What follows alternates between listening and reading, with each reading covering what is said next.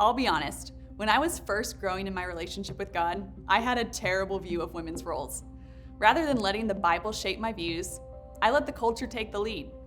The cultural narrative was so strong in my mind that I even felt defensive whenever the topic came up. I believed that it was frowned upon in Christian circles for women to be successful. I thought that traditional roles in marriage, they seemed outdated, especially the role of a housewife. I mean, hello, we have so much technology now. Us as women, we don't have to go forage for our food in the pasture anymore. We can do grocery pickup. We can even have it delivered. And as women, we don't have to spend all day cleaning. We could send a robot vacuum to sweep and mop the house these days. But you know what changed my perspective on women's roles? It was this key truth. If God made women and marriage, then He obviously knows how it works best. If you've ever tried to build IKEA furniture, you know how important the instruction manual is. In the same way, God's Word is our instruction manual for life, for work, for relationships, and everything in between. Over time, God has grown and shaped my heart to love and value my role as a woman. I love the harmony that God designed between man and woman, and in a marriage, they each have their distinct roles and they're each responsible for fulfilling them. Ephesians 5:22 through 33 lays this out. Wives are called to submit to the Lord first and then to their husbands.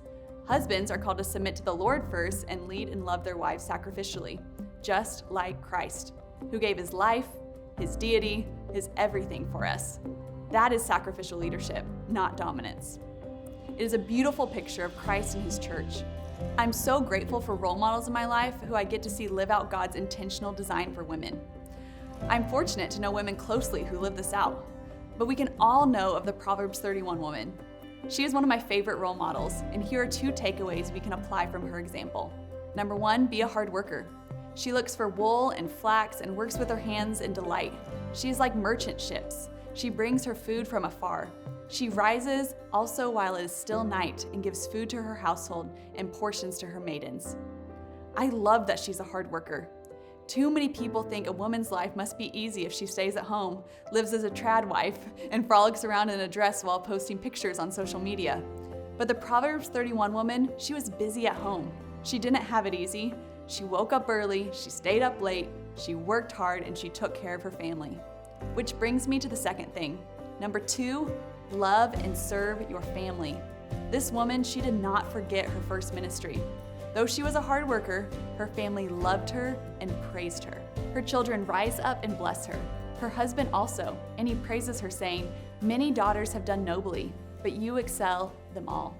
In today's culture, it often feels like you have to choose between a career and a family, because doing both well, that seems impossible.